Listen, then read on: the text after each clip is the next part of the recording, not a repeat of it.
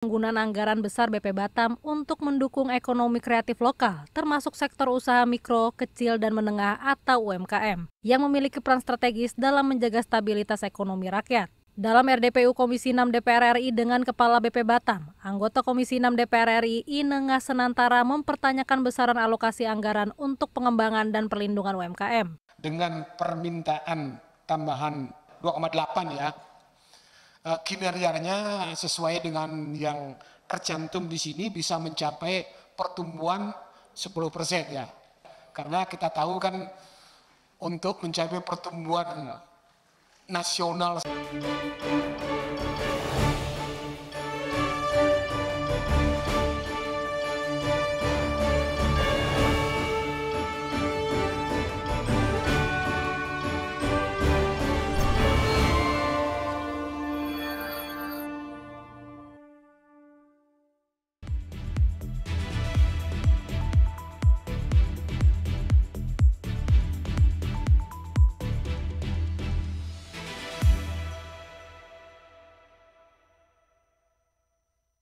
Halo, selamat sore, apa kabar pemirsa TVR Parlemen dimanapun Anda berada. Berjumpa kembali dalam program TVR 17 bersama saya Rin Reski. Tepat pukul 17 waktu Indonesia Barat, kami hadirkan kepada Anda sejumlah informasi paling baru dan juga menarik seputar kinerja dan kegiatan DPR RI yang telah disajikan oleh redaksi TVR Parlemen. Dan pemirsa, inilah TVR Parlemen selengkapnya.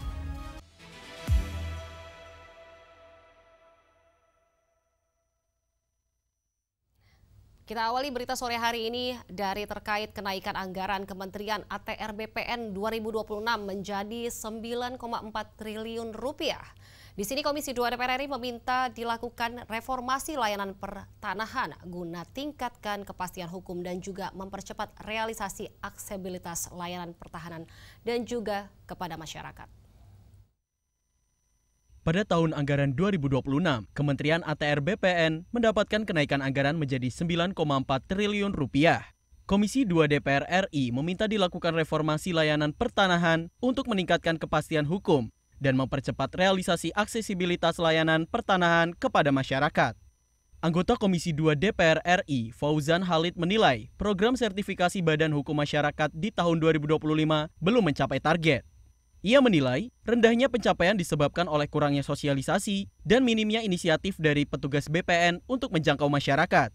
Selain itu, ia meminta Kementerian ATR BPN untuk lebih proaktif dalam menyelesaikan maraknya kasus tumpang tindih sertifikat hak milik dan hak guna usaha demi mengakselerasi PNBP nasional secara signifikan. Banyak sekali kita melihat, mengalami, misalnya ada sertifikat hak milik di atas hal itu. Penting di 2026 saya kira membuat program untuk menyelesaikan masalah ini. Saya bisa membayangkan betapa besar PNBP yang bisa masuk misalnya kalau masalah ini bisa dicarikan solusinya. Untuk konteks ini Pak Menteri, saya kira penting Pak Menteri buat semacam desain bagaimana reformasi terhadap para petugas kita di tingkat yang paling bawah. Anggaran tahun 2026 Kementerian ATR BPN diarahkan untuk program-program pendaftaran tanah sistematis lengkap, penyelenggaraan penataan ruang, hingga belanja pegawai. Adila dan Fitian, TVR Parlemen melaporkan. Berita selanjutnya datang dari Komisi 9 DPR RI yang berkomitmen kawal efektivitas anggaran Badan Kependudukan dan juga Keluarga Berencana Nasional tahun 2026, terutama dalam mendukung program penyediaan alat dan juga obat kontrasepsi atau Alokon.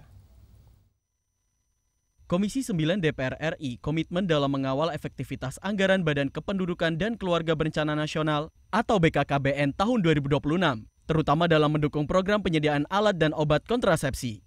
Anggota Komisi 9 DPR RI Irma Suryani menjelaskan, alokasi yang disepakati pemerintah dan parlemen masih lebih rendah sekitar 210 miliar rupiah dibanding tahun sebelumnya. Namun, melalui hasil pembahasan di Badan Anggaran DPR RI, pemerintah menyetujui tambahan sekitar 300 miliar rupiah dari pagu indikatif. Anggaran tersebut terdiri dari program dukungan manajemen senilai 3,292 triliun rupiah dan program Bangga Kencana 345,19 miliar rupiah dengan rincian tambahan non-operasional mencapai 303 miliar rupiah. Alhamdulillah dengan adanya tambahan anggaran 300 miliar, yang tadinya anggaran tersebut tidak bisa untuk penyediaan alokon. Nah, dengan adanya tambahan ini, alhamdulillah untuk penyediaan alokon itu bisa terpenuhi. Walaupun belum ideal ya, belum ideal dari tahun-tahun sebelumnya. Dan saya sih berharap, kami berharap di Komisi 9, mungkin nanti di tahun-tahun yang akan datang, dengan situasi kondisi ekonomi yang sudah jauh lebih baik, ya anggaran akan kembali dapat membuat kementerian bisa melakukan kerja-kerja programnya jauh lebih baik lagi. Meski anggaran belum sepenuhnya ideal, Irma berharap peningkatan kapasitas fiskal di tahun-tahun mendatang dapat memperkuat program BKKBN sehingga pelayanan kepada masyarakat semakin maksimal. Halim dan Rangga, TVR Parlemen melaporkan. Komisi 6 DPR RI mendorong pemerintah melalui Badan Pengusahaan Kawasan Perdagangan Bebas dan juga Pelabuhan Bebas Batam untuk melakukan perencanaan dan juga kajian anggaran Kota Batam agar lebih efektif, tepat sasaran, serta berorientasi pada kebutuhan masyarakat. Komisi 6 DPR RI mendorong pemerintah melalui Badan Pengusahaan Kawasan Perdagangan Bebas dan Pelabuhan Bebas atau BP Batam untuk melakukan perencanaan dan kajian anggaran Kota Batam agar lebih efektif dan tepat sasaran serta berorientasi pada kebutuhan masyarakat. Anggota Komisi 6 DPR RI Rudi Hartono Bangun menyampaikan, dengan adanya dua alokasi anggaran yang diperuntukkan pada Kota Batam, yakni melalui APBD dan APBN, berpotensi menimbulkan tumpang tindih antara program prioritas Wali Kota Batam dengan program BP Batam, yang dapat menghambat efektivitas pembangunan dan pelayanan kepada masyarakat. Sinergi antara BP Batam dan pemerintah Kota Batam harus ditingkatkan agar tidak menyebabkan adanya pemborosan sumber daya, inefisiensi ekonomi, dan potensi konflik dalam pelaksanaan anggaran publik. Kita minta sebenarnya anggaran itu jangan sama seperti yang tahun lalu, karena memang kalau sama seperti tahun lalu saya pikir akan sia-sia begitu. Sementara banyak daerah sekarang ini butuh anggaran karena dipotong, diefisiensikan. Sementara mereka ada dua kucuran dana. Satu dari Pemko, BPD daerah, satu dari pusat, BP Batam. Makanya kita minta tolong kepada kepala dan wakil ini harus benar-benar perencanaan anggarannya. Lebih lanjut, Rudi berharap perencanaan program dan penggunaan anggaran BP Batam sebesar 2,4 triliun rupiah pada tahun 2026 tidak hanya sekedar melanjutkan program lama. BP Batam harus menjalankan peran strategisnya secara lebih visioner sesuai dengan semangat awal pembentukan lembaga, yakni menjadikan Kota Batam sebagai kawasan ekonomi unggulan. Andini dan Domi, TVR Parlemen melaporkan. Pemirsa, di tengah dinamika pembangunan bangsa muncul pertanyaan besar. Apakah pemangkasan dana transfer ke daerah akan menghentikan langkah pembangunan? Bagaimana tanggapan DPR RI terhadap hal ini? Jangan kemana-mana, tetaplah bersama kami di TVR 17.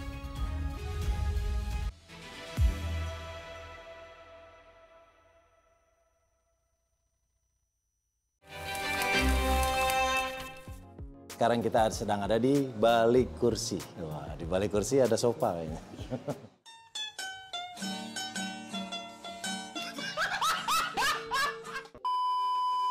Terjun ke politik yang pertama karena memang saya memiliki ketertarikan sama politik itu udah lama, udah sekitar 7-8 tahun belakangan ini. Makanya saya maju sebagai calon legislatif kemarin melalui PDI Perjuangan, dapilnya Jabar 2. Politik atau komedi? Hari ini politik, tapi saya lahir dari dunia komedi, saya sangat mencintai profesi. Gombalan itu kan main-main, aku nggak main-main, aku serius sama kamu.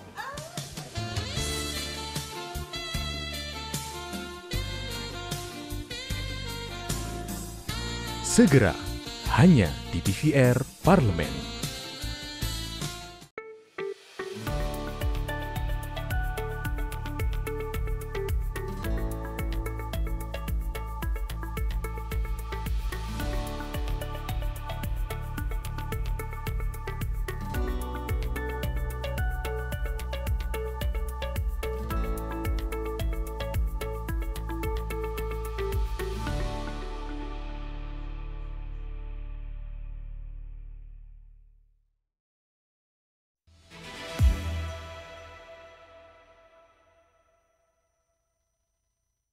Kembali di TVR 17. Pemirsa, pembangunan bukan hanya soal angka di atas kertas, melainkan soal tekad, inovasi, dan juga gotong royong. Sehingga pemangkasan dana transfer ke daerah justru menjadi momentum untuk menata ulang prioritas, memperkuat efisiensi, dan juga memastikan setiap rupiah benar-benar kembali pada rakyat. Inilah wujud komitmen DPR RI dalam mengawal pembangunan berkeadilan, di mana kendala bukanlah penghalang, melainkan pijakan untuk melompat lebih tinggi demi Indonesia yang lebih tangguh, merata, dan juga sejahtera. Simak liputan mendalam yang telah dikemas tim redaksi TVR Parlemen dalam segmen Editorial Parlemen berikut ini.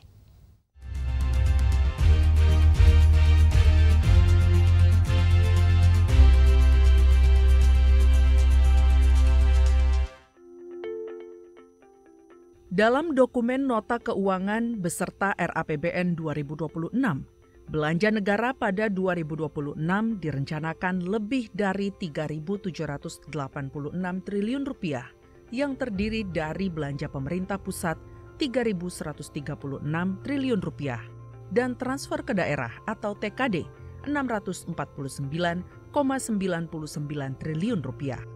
Alokasi TKD tersebut turun 29,34% dibandingkan alokasi dalam APBN 2025 yang mencapai 919,9 triliun rupiah.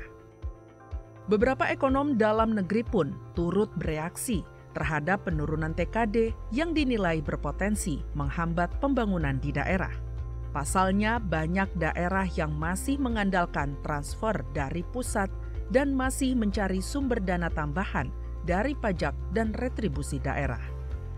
Menteri Keuangan Sri Mulyani menjelaskan penurunan transfer ke daerah dikarenakan adanya pergeseran guna meningkatkan alokasi belanja kementerian dan lembaga.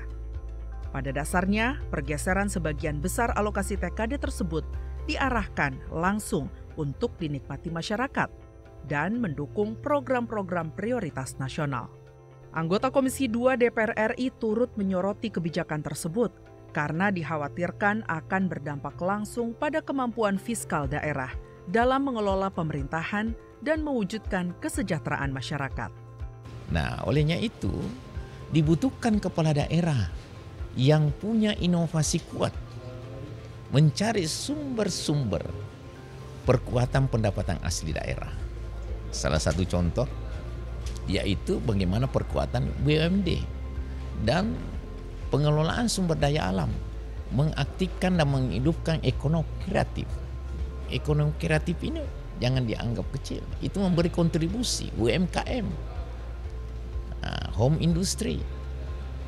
Jadi saya punya pandangan sekali lagi, apa yang dilakukan Republik ini dalam hal efisiensi pemangkasan APBN tadi itu untuk transfer keuangan ke daerah bukan berarti mengabaikan kesejahteraan masyarakat, tidak. Di sini dibutuhkan pemimpin-pemimpin daerah yang inovasi. Sekali lagi, inovasi. Mencari sumber-sumber perkuatan pendapatan asli daerah agar supaya fiskal daerah itu bisa mapan. Meningkatnya alokasi anggaran kementerian dan lembaga diharapkan dapat memperkuat program pemerintah pusat, khususnya yang manfaatnya dapat dirasakan langsung oleh masyarakat di daerah. Anggota Badan Anggaran DPR RI menekankan pemerintah daerah untuk menyikapi pemotongan dana TKD secara bijak, serta tidak terburu-buru menutup kekurangan anggaran dengan menaikkan pendapatan asli daerah. Untuk itu, diperlukan inovasi dan kreativitas kepala daerah dalam mengelola dan menggali potensi pendapatan asli daerah. Dana transfer daerahnya turun, tetapi kementerian lembaga akan menggelontorkan program yang itu sasarannya langsung yang punya masyarakat kan di daerah. Jadi nggak mungkin akan berputar di sini. Dan bahkan sudah diseimbangkan tadi, sudah dihitung angkanya per kapita. Jadi setiap orang, kalau ada mengatakan bahwa ada kesenjangan antara Jawa dan luar Jawa, bahkan tadi saya lihat satu orang di Jawa itu sampai 5 juta gitu. Nah kalau di Papua lebih dari 7 juta. Satuannya, unit kosnya, per kapitanya itu lebih rendah di Jawa. Nah ini sudah sampai difikirkan seperti itu untuk supaya tidak ada ketimpangan, ada gap antara kota dan desa. DPR RI menegaskan komitmen dalam mengawal dana transfer ke daerah untuk memastikan penyelenggaraan pemerintahan dan pembangunan daerah menekan ketimpangan fiskal, baik antara pusat dengan daerah maupun antar daerah, serta dapat meningkatkan kualitas dan kuantitas layanan publik di daerah.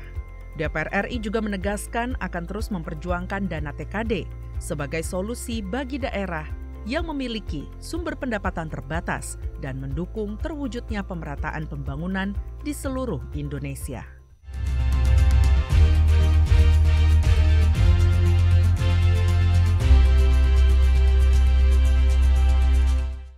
Pemirsa, optimisme baru mewarnai arah kebijakan fiskal Indonesia setelah Purbaya Yudi Sadewa resmi menjabat sebagai Menteri Keuangan. Di sini publik menaruh harapan besar pada langkah-langkah strategis yang akan ditempuh untuk memperkuat fundamental ekonomi nasional. Informasi selengkapnya usai jeda, tetaplah bersama kami di TVR 17.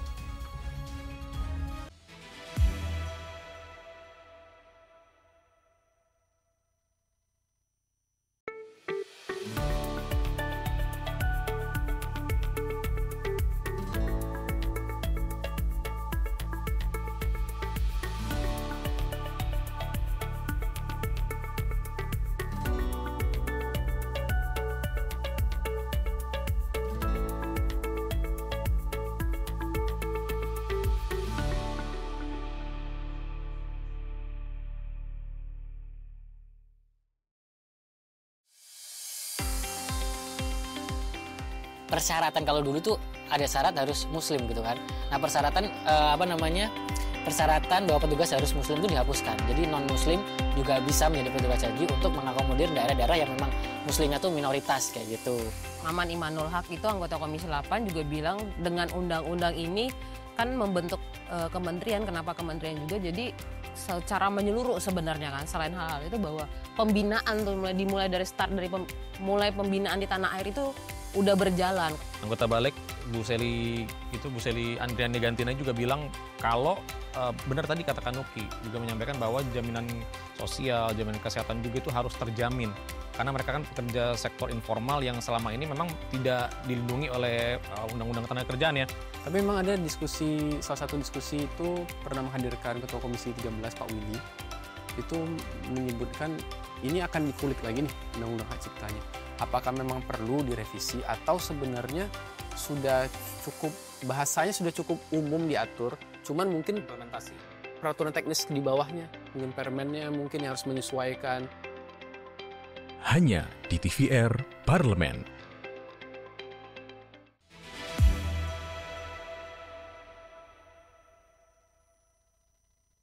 Terima kasih Anda masih menyaksikan TVR 17 pemirsa. Komisi 11 DPR RI meyakini Menteri Keuangan mampu menjaga stabilitas keuangan negara sekaligus mendorong akselerasi pertumbuhan ekonomi di tengah dinamika global yang penuh tantangan. Untuk selengkapnya berikut laporan rekan kami Alfat Rizky dari Gedung DPR RI Senayan, Jakarta. Baik pemirsa TVR Parlemen dimanapun Anda berada, seperti yang diketahui bahwa saat ini kondisi ekonomi Indonesia masih tidak menentu, di mana hal ini ditandai dengan melonjaknya berbagai harga bahan pokok, kemudian juga tekanan inflasi. Dan seperti yang data yang ada, menurut Gostat mencatat Indonesia menempati peringkat ke-7 dengan indeks daya beli terendah yakni 34,1 poin, jauh tertinggal dari berbagai negara ASEAN lainnya. Dan pemirsa, seperti yang diketahui, Menteri Keuangan juga, ini ada Menteri Keuangan yang baru, Bapak Purbaya, dan tentu mendapatkan PR besar yang harus dilakukan untuk menggenjot perekonomian Indonesia. Dan saat ini sudah bersama saya Wakil Ketua Komisi 11 DPR RI, Bapak Fauzi Amro dari fraksi Nasdem. Pak Fauzi Amro, kira-kira apa nih Pak PR terbesar dari Menteri Keuangan yang baru untuk menggenjot perekonomian Indonesia? Ya, pertama kami atas nama Komisi 11 DPR RI mengucapkan selamat ke Pak Purbaya sebagai Menteri Keuangan yang baru menggantikan Ibu Sri Mulyani yang hampir 20 tahun menjadi Menteri Keuangan. Pertama kami merespon bahwa pertumbuhan ekonomi kita dari kuartal pertama dan kuartal kedua itu cukup naik ya. Kuartal pertama kita di angka 4,89, kuartal kedua kita di 5,12. Ini kan menunjukkan indikasi pertumbuhan ekonomi yang baik seperti itu. Apa parameternya? Satu, investasi. Yang kedua adalah daya beli dan daya konsumsi di tengah-tengah masyarakat. Yang ketiga adalah nilai tukar petani dan nilai tukar nelayan, dan faktor yang sangat untung adalah jumlah kredit kita. Artinya angka kredit kita itu juga sudah mengalami kenaikan. Nah, nilai konsumsi yang disampaikan oleh kawan-kawan itu, konsumsi rumah tangga kita naik. Konsumsi rumah tangga kita naik, ini nilai tukar petani, nilai tukar nelayan, pertumbuhan kredit, terus investasi, itu menjadi parameter pertumbuhan ekonomi kita. Lapangan pekerjaan, beberapa perusahaan sekarang malah membuka peluang-peluang usaha yang sangat besar. Nah, oleh sebab itu menurut saya optimisme kawan-kawan Komisi 11 sebagai mitra Menteri Keuangan yang baru adalah sangat optimis, apalagi pidato Pak Presiden kemarin. Dan kami juga memaklumi Pak Purbaya, kan Menteri yang baru harus banyak penyesuaian. Ibu Sri Mulyani hampir 19 tahun di Kementerian Keuangan, dia hafal betul seluk-beluknya. Begitupun Pak Purbaya yang memang di KSSK sudah banyak kenal dengan Ibu Sri Mulyani, dan kami optimis dengan Pak Purbaya ini, insya Allah perekonomian kita makin hari makin naik, pertumbuhan ekonomi kita makin hari naik, konsumsi masyarakat makin naik. Dan yang paling penting, ada 1.300 triliun yang disampaikan ke daerah sebagai asas manfaat. Apakah itu sekolah rakyat, apakah itu MBG, apakah itu koperasi merah putih, apakah itu bantuan-bantuan sosial, dan beberapa subsidi yang digelontorkan langsung oleh APBN kepada instrumen masyarakat di tingkat kabupaten, provinsi, dan desa, seperti itu. Pak Fauzi Amro, kalau misalnya kita melihat pertumbuhan ekonomi itu masih stagnan di kisaran 5%, Pak. Nah, sedangkan kan target Presiden Prabowo di tahun 2029 bisa mencapai 8%. Nah, kira-kira langkah konkret di depan mata yang bisa diambil dalam waktu dekat ini dan jangka panjang seperti apa, Pak? Ya, kan bertahap. Ini kan 2026. Langkah yang paling konkret kalau pertumbuhan mau naik, pertama adalah terciptanya iklim yang aman di Republik ini, gitu loh. Ayo kita jaga persatuan dan kesatuan. Jangan sampai lagi ada riak-riak yang besar. Kita sudah welcome sekarang ini membuka diri yang sebesar-besar di seluruh komisi, di seluruh badan, pimpinan DPR, silakan. Dan segera kita mengevaluasi diri.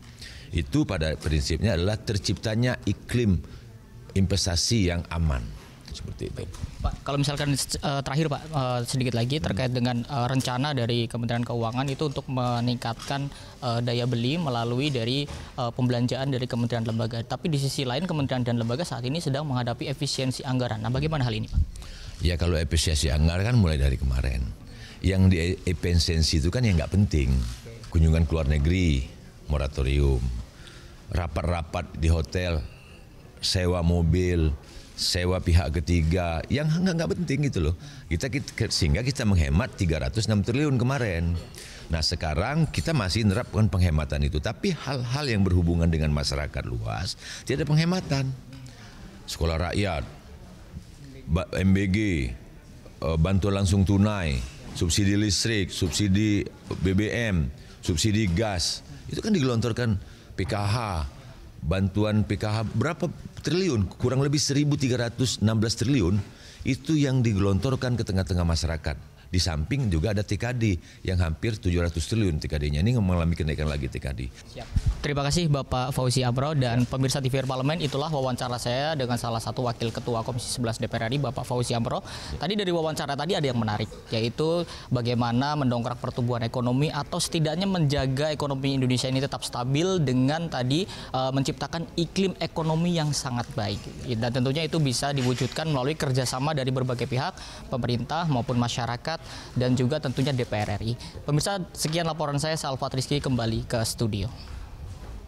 Selanjutnya pemirsa, apa saja yang menjadi sorotan di media online nasional pada hari ini? Tentunya usai jeda, tetaplah di TVR 17.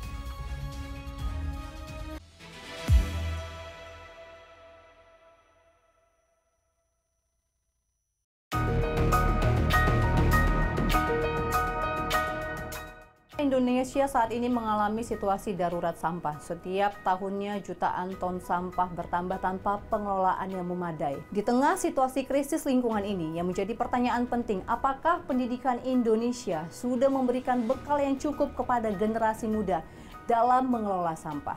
Ada 3 juta ton lebih sampah di Indonesia yang dihasilkan dari berbagai sektor. Tapi pengelolaannya belum memadai ya, Pak? Sama sekali tidak memadai. Undang-Undang nomor 18 tahun 2008 ya, itu sudah 17 tahun, tetapi hasilnya tidak nampak. Dimotivasi sesungguhnya untuk kesejahteraan manusia, namun karena tata caranya dan literasinya yang lemah menyebabkan yang bermanfaat awalnya justru kemudian menjadi masalah. Mau menggunakan teknologi setinggi langit pun, kalau manusia tidak mau memilah, kalau warga tidak mau memilah, pokoknya di hilir itu penuh, TPA akan penuh. Hanya di TVR Parlemen.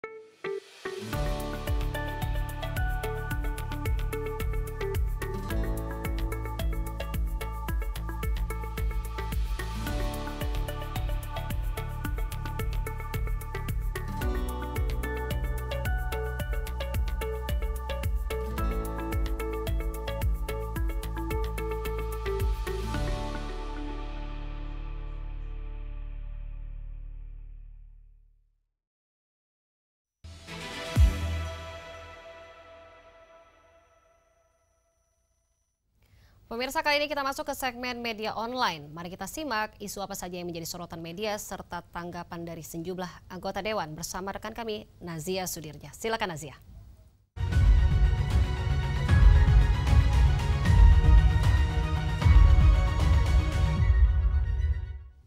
Terima kasih rekan Rini dan selamat sore pemirsa. Kali ini kita akan membahas berita yang menjadi headline di media online pada hari ini. Kita langsung saja pada berita pertama pemirsa.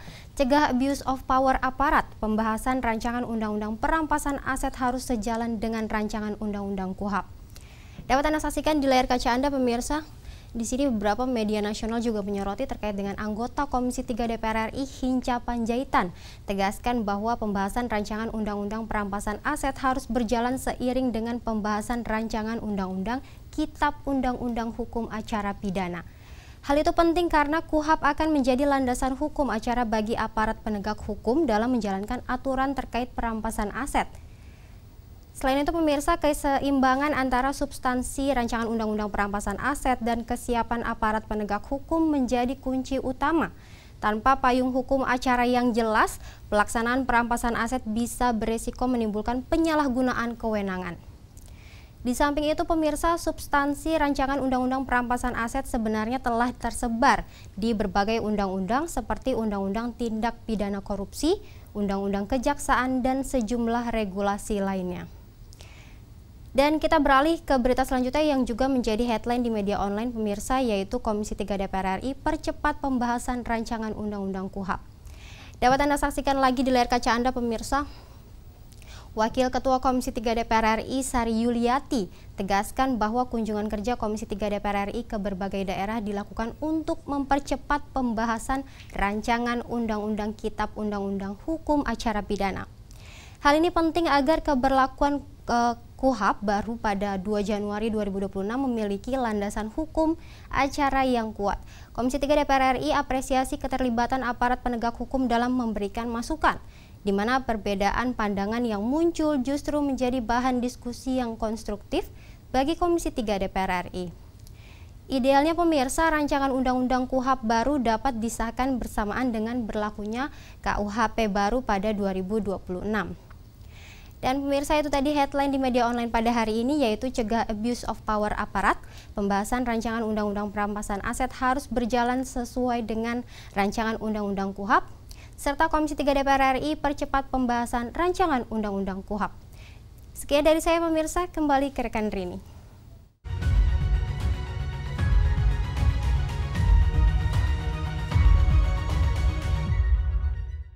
Baik, terima kasih rekan Nazia yang telah menyampaikan sejumlah update sorotan dari media online nasional pada hari ini. Dan pemirsa, segmen media online tadi sekaligus menutup program TVR 17 edisi sore hari ini. Saya Rini Reski beserta seluruh kru TVR Parlemen yang bertugas mengucapkan terima kasih dan juga pamit undur diri dari hadapan Anda. TVR Parlemen, referensi Indonesia. Sampai jumpa.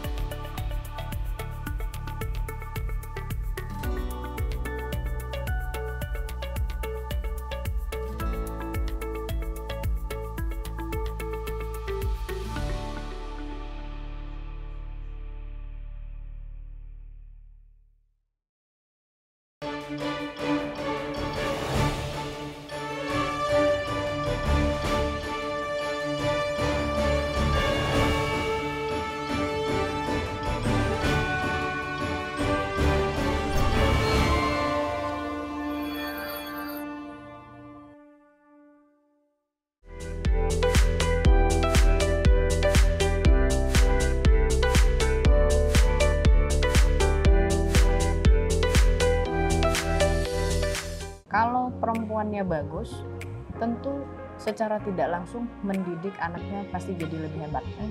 Karena dia sudah tahu skemanya, dia sudah tahu frame-nya, bagaimana membentuk anak ini, apalagi kita harus sesuaikan nih dengan kebudayaan dan kebiasaan seperti sekarang. Biasanya perempuan kalau sudah berhasil, mereka juga sibuk untuk mengempower woman yang lain gitu. Karena mereka juga ingin bagaimana makin banyak perempuan-perempuan yang berhasil. Karena kalau perempuannya pinter, perempuannya bisa berbuat yang secara positif, otomatis ke bawah juga kan ke anak-anak yang di rumah. Artinya progres-progres ini kan memberikan kesempatan dan kepercayaan yang semakin lebih lah untuk perempuan gitu. Ya kita juga nggak heran banyak juga perempuan-perempuan yang jadi pimpinan-pimpinan di politik kan, di parpol juga mungkin ya di parlemen.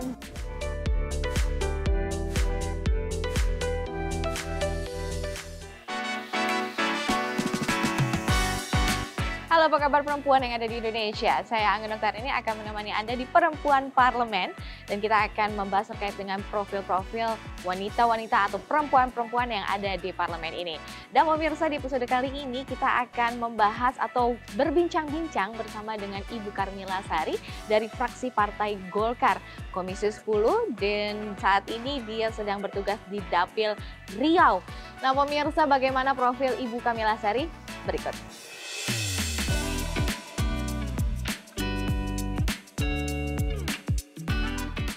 Dr. Hajah Karmila Sari Eskom MM adalah anggota DPR RI terpilih dari daerah pemilihan Riau I pada pemilu